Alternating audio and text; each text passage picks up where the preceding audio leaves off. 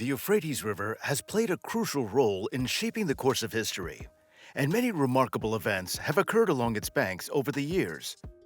Currently, several regions of Western Asia are experiencing the impacts of the reduced water flow in the river.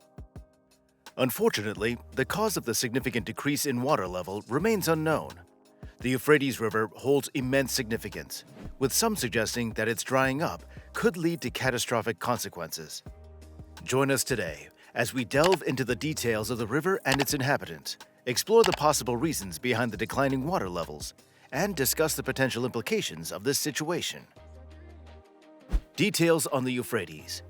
The Euphrates River begins its journey in Turkey, but its name honors the countries it passes through on its way to the Mediterranean.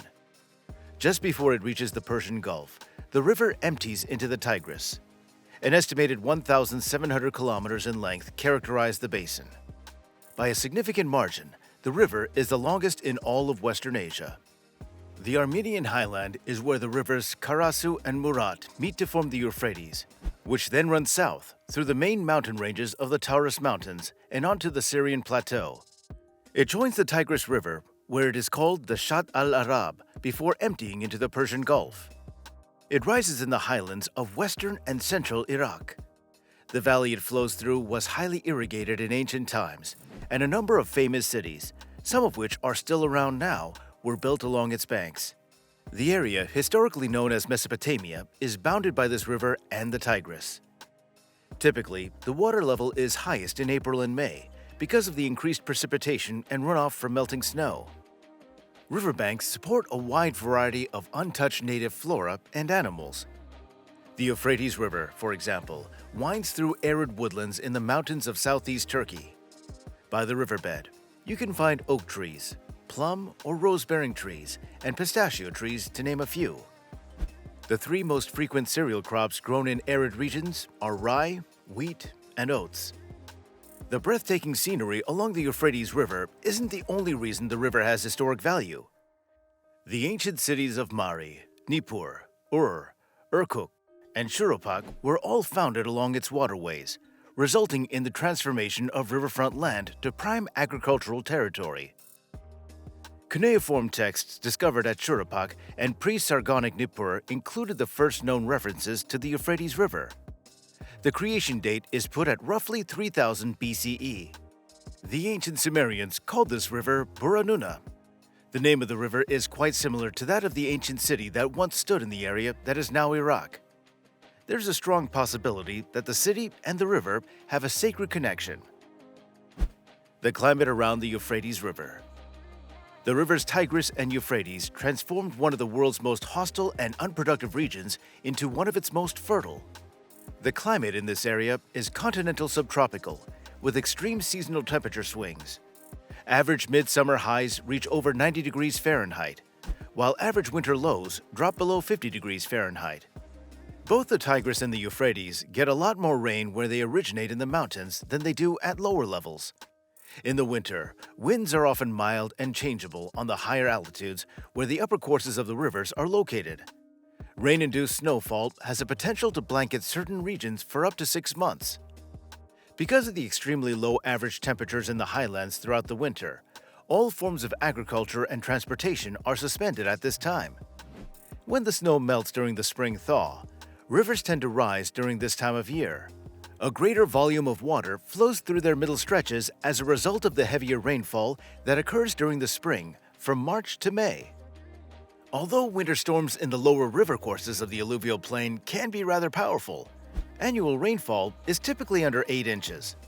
Due to the importance of irrigation to the growth of the region's renowned agricultural wealth, more precipitation is much sought after.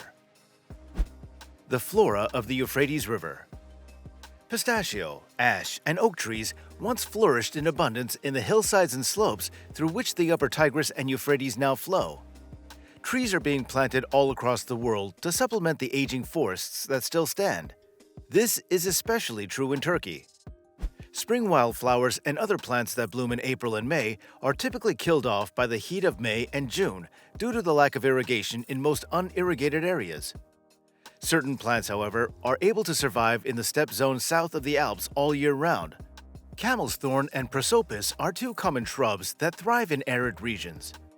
The largest variety of plant communities can be found in wetland areas and riverine terrain. For centuries, architects and engineers have utilized the adaptable properties of the enormous Mardi reeds, which can grow up to 25 feet tall. The banks of the rivers and canals in this area are home to various types of vegetation, including the Euphrates poplar and willow. Due to its durability, the poplar tree is often used for boat making and crafting tool handles. The date palm also thrives in this region.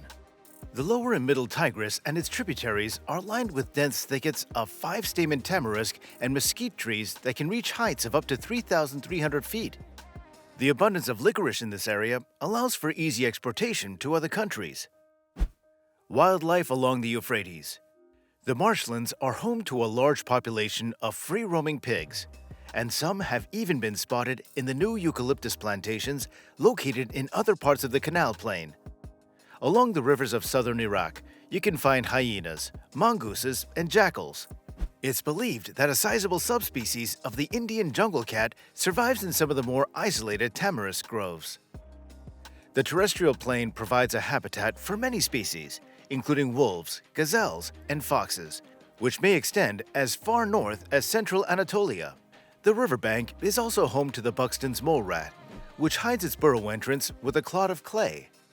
Other small creatures in the area include hares, gerbils, also known as desert rats, shrews, hedgehogs, river otters, and bats.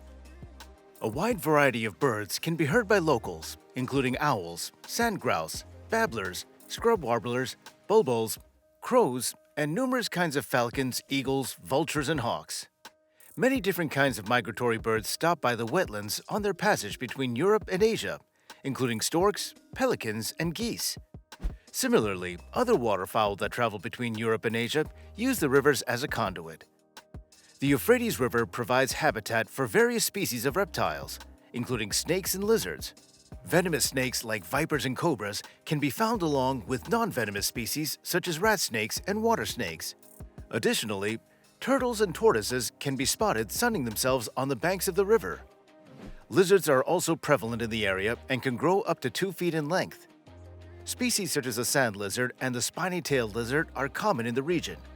The Euphrates River's wetlands provide an essential habitat for the critically endangered Euphrates softshell turtle, which is one of the largest freshwater turtles in the world. The turtle is at risk due to habitat loss and poaching. The Euphrates River is home to a diverse range of aquatic species, from tiny fish to massive catfish. Carp are by far the most common fish species found in the river, but there are many others. Barbels are also present, and they can grow up to 300 pounds. Additionally, spiny eels and various types of catfish can be found in the river. Anchovy, gar, and sea bream have been documented swimming as far upriver as Bara, which is a testament to the river's incredible biodiversity. What's causing the Euphrates River's decreasing flow rate? The exact cause of the Euphrates River's decreasing flow rate is not fully understood, and it is likely the result of a combination of natural and human factors. Climate change is one of the most significant contributors to the problem. Rising temperatures and changing rainfall patterns have led to a reduction in snow and ice melt, which are critical sources of fresh water for the river. Additionally, increased water usage for irrigation, industry, and domestic purposes has put a strain on the river's resources. Dams and reservoirs built upstream have also had an impact on the river's flow rate, altering the river's natural flow and affecting its ecosystems. Finally, conflict and political instability in the region have also had a negative impact on the river's flow rate, as maintenance and repairs of water infrastructure have been neglected. The situation is complex, and a multifaceted approach is needed to address the issue and ensure the long-term sustainability of the Euphrates River. The Euphrates River and the symbolic weight it carries. The vast Euphrates River is believed by some to represent the end of the world. It plays a significant role in religious texts, with the cessation of its flow regarded as a warning sign of the world's impending doom. The Bible contains several references to the Euphrates River in both the Old and New Testaments, making its drying up a significant historical event. According to the book of Revelation, the sixth angel pours out his bowl on the great river, drying it up and paving the way for the kings from the east. It's believed that this act is a harbinger of the world's end. The ancient Hebrews also considered the Euphrates River to be an important part of their promised land. Many prominent cities were situated along the river, making its drying up an indication of divine judgment. During the Exodus, the Israelites crossed a river, and its drying up could be interpreted as a forewarning of another Exodus. Therefore, the drying up of the Euphrates River is a significant event with profound implications in the Bible. While the significance of the Euphrates River drying up as a sign of the world's end is open to debate, it undoubtedly presents challenges for the local communities who rely on its water and agricultural resources. Unfortunately, replenishing the river is not a simple matter, due to the record low average annual precipitation in the area. Well, get ready to dive into some more fascinating insights. If you had a blast watching this video and gained some fresh knowledge, don't miss out on clicking here to check out another exciting one.